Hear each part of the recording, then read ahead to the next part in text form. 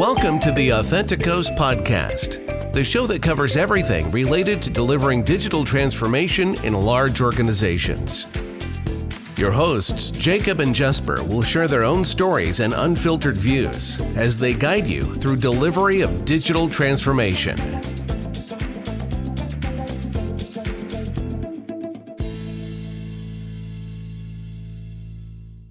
Old listeners might recall the last episode we talked about secret smart people.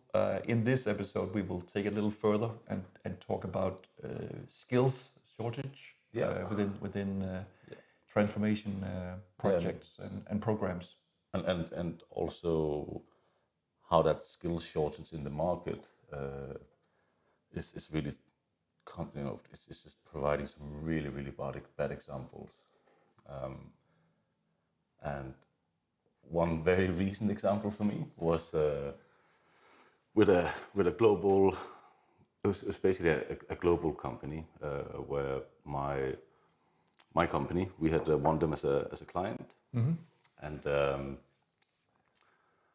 one of the resources on that project. So I'm not going to bore you with the whole story of what happened and what didn't happen, but we basically had a project manager who came in halfway through the project to take over from a previous project manager who hadn't quite lived up to the standard. Right. However, they, shortly after this person started, we kind of started smelling, a rat, so to say. Let me ask, how did that come to your attention? That something was wrong. So what we saw that this person, what was happening with this particular person, or what I noticed was that as a project manager, I would always expect that you take responsibility of the project, you understand the scope and all of this kind of stuff. However, this person's mode of operating was very much finding flaws in the delivery partners' deliverables, but never actually delivering anything themselves. Right. So like finding the holes exactly in the cheese and not exactly, and then kind of muddying the water, almost like modern politics today. Yes. You keep throwing hand grenades so that you get busy justifying all of that. Yeah. And which made it really hard to kind of push back because you are always like in a defensive position. But I smelled a rat because, not because that was very suspicious, that way of operating, and then B, my intuition kind of was very much confirmed a few months later, because then what transpired was that I had recruitment agencies reaching out to me. I had other clients reaching out to me asking if this person was working on our project, because that person was also working on another project. Wow, at the same time. So the same person was actually engaged multiple places into different clients' transformation projects. And obviously I had to bring this up with management, at the client's management, which I did, and they ended up keeping the person on because the person then said, well, yes, there was a transition period where this happened. It's like, okay, we understand that, because, especially freelancers, they would have like typically overlapping periods when they go from one project to another. And what then transpired was that the behavior didn't change. It was still very much lobbing grenades, putting us into a position of defense. Like constant chaos can create, because I've seen the same, like people who maybe not be, that they create this, they have an interest in creating chaos within the because and the thing is, you can hide in that chaos, then you don't have to deliver, but you, in a way, you can look like a success because you're highlighting issues all the time. Yes. And it's such a bad way of operating, and it kills the project, it kills the team, it kills motivation, and it kills the whole thing. It kills all progress. It's so toxic. What then happened is, because I was running a DAT and also I was involved in this project, I got a new project manager on our side, and just kind of to relieve myself. And then I went to Italy for holiday, just to recuperate a little bit, because it had been a very tough period. Yes. And then in the middle of my holiday down there, the client calls and say, "We don't want this project manager you have assigned,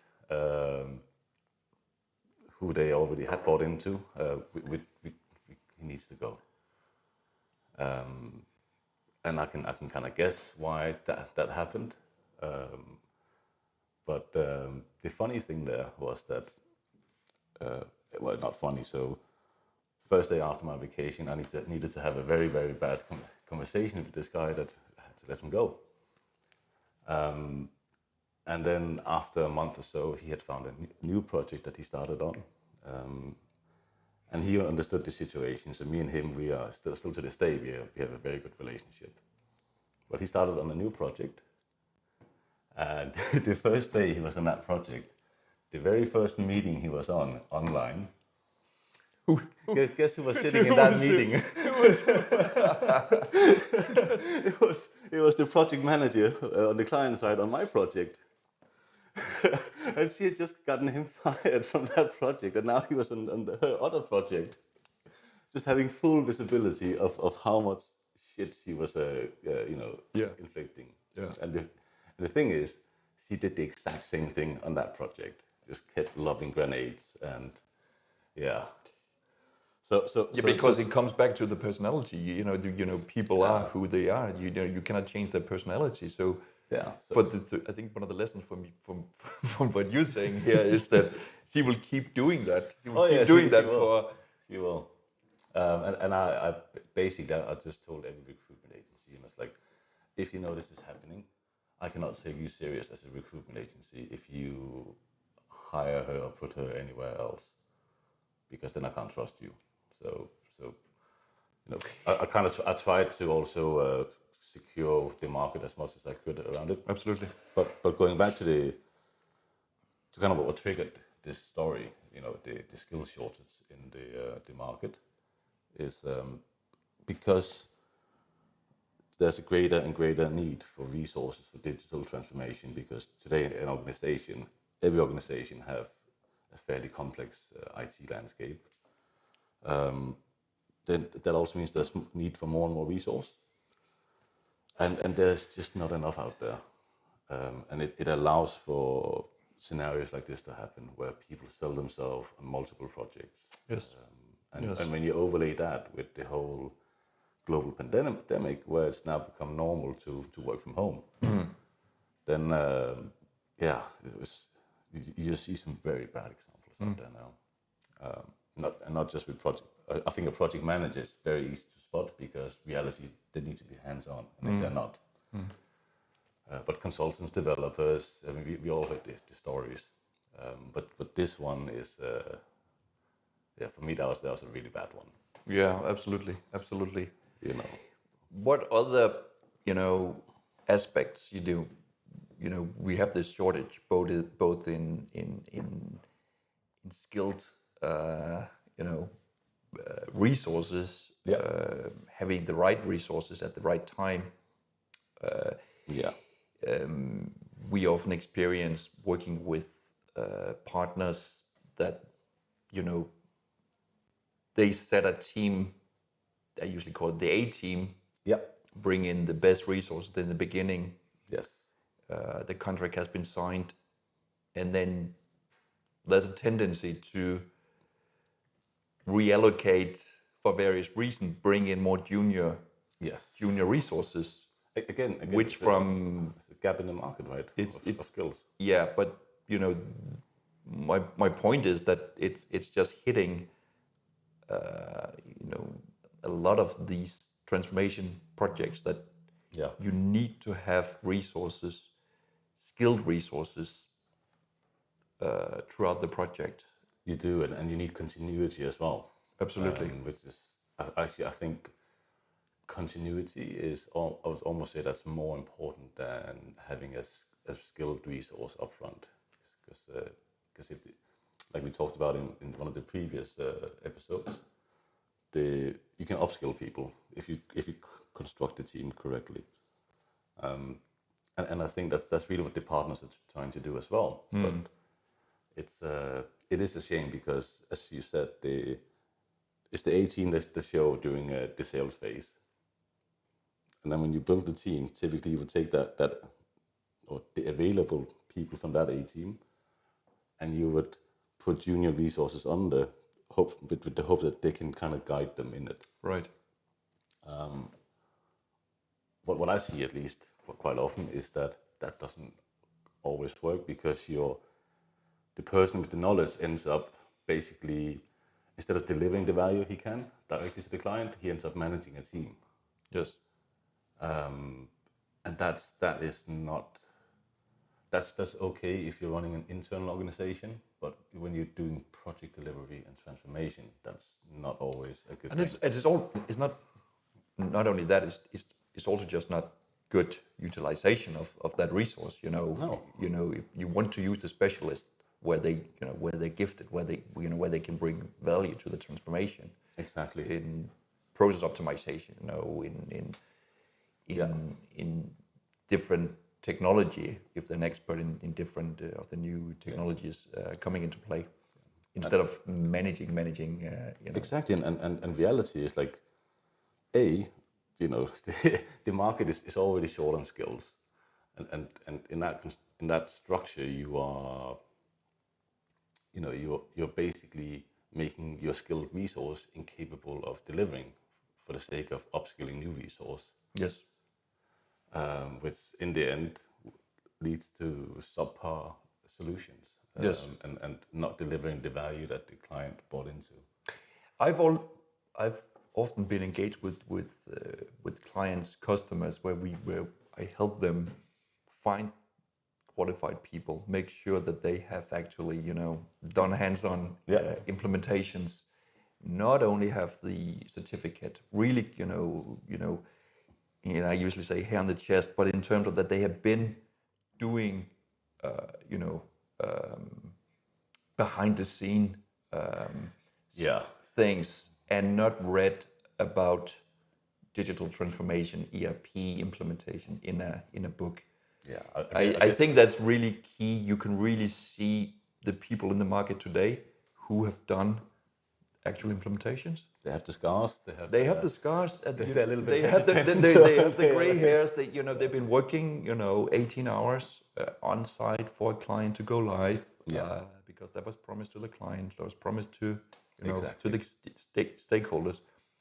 But I have also worked with people who on paper looked really, really qualified. Yeah. But they have never done an actual implementation. It's like I feel like sometimes these certifications, it when you look at their resumes, it can end up looking like a military parade where everyone is, they have the medals and everything else. But reality is, a lot of those medals you might get without going to war, or so you actually want you want the veteran. Yeah. Yeah. Which is, and actually on the whole medal and veteran, then I guess there's things from your military background as well that you utilize when you kind of scope out. Yeah, I do, because the skills that's needed for a team, and how to cope with skill shortage, and also to motivate people within the group. I took a lot of that lesson from the leadership back in the military, that they taught us that you're never stronger than the weakest link in the group. You cannot just focus on that. Okay, we go live with 90% and forget the 10%. No, you have to bring everyone over. Yes. To over the finish line. So that whole that value set is very important for me. The trust, the integrity, those key values I usually say that I rather work with a person based on his personal qualification that he has, or he or she has, high personal values than the qualifications. Yeah. I Because skills upgrade them. We can do that, but if you don't, back to your story in the beginning, if you don't have the right mindset, Yes. if you're cheating, Yeah. selling your time, Everyone can learn the vocabulary and sound like they know. yeah, But actually understanding how to navigate the people and when you have to put all of this into practice is a completely different game than doing a little test where you learn the words. and also coming to me and say, okay, Jacob, Jesper, we have an issue here. We need to deal with this, Yes. and not going under the radar. That's also a personal Yeah. value. It is. It is. And so it comes back to the value set of people, which I find highly fascinating. And in my career, I usually say I've seen the really good implementations, but I also seen the worst of the worst implementation. If I try to go deeper, Yeah. it's rarely because of the technology. It's the that we failed, or we were stuck or had some challenge. It was most likely because of the people side. Yeah. But then, where do you see kind of?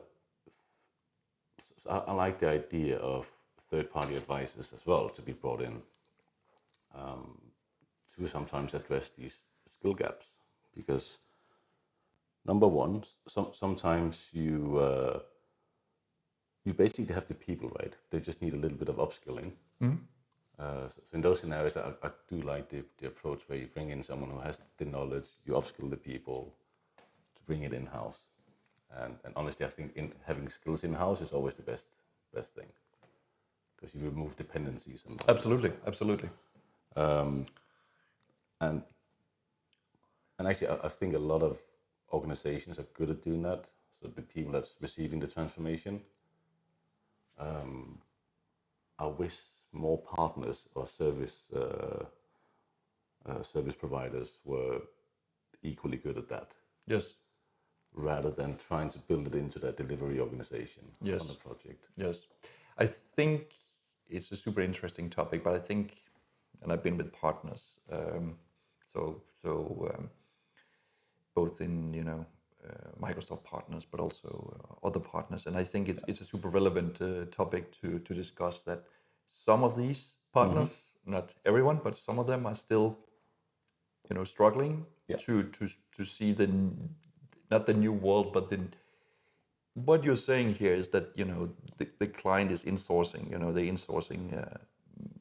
They have a transformation office. They're insourcing a lot of the roles, but the delivery model from the system integrator is still built upon, like the supermarket model.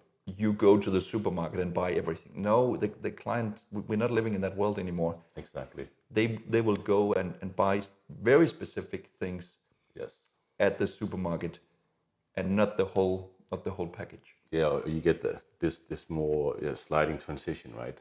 So they might help you with the foundation, but then from there, the client quite often wants to start taking responsibility as well. Yes. Bring the skills in. Yes. Because and I think that's really one thing that the partners, or one of the golden objectives of getting a service provider in is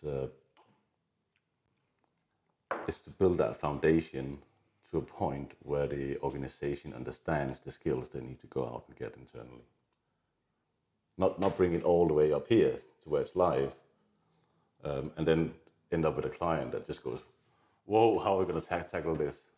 Well, you also remember there's a bit of a conflict of interest. So you have the system integrator. Yeah. They have the interest in having very long projects. Yeah. So that the clients are dependent on them. They have a time and material business. So of course they want to encourage and sell the hours. The client, on the other side, they want to, at least, that's what we're helping them with, prepare for operation. Take as much responsibility as quickly as possible, so that they are not so dependent on external. Yeah. And I've seen so that when clients, I think that's a critical element in addressing the whole skill shortage. Yes. And it's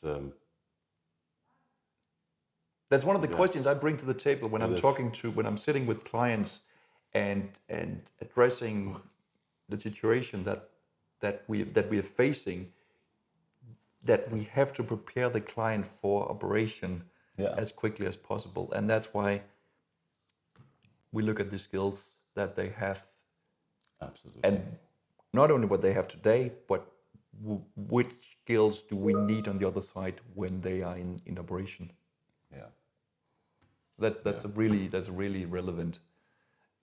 It is. So I think that's probably a good point to stop there. Mm-hmm. I think that's kind of just summarized how to kind of deal with some of the issues with the skill shortage.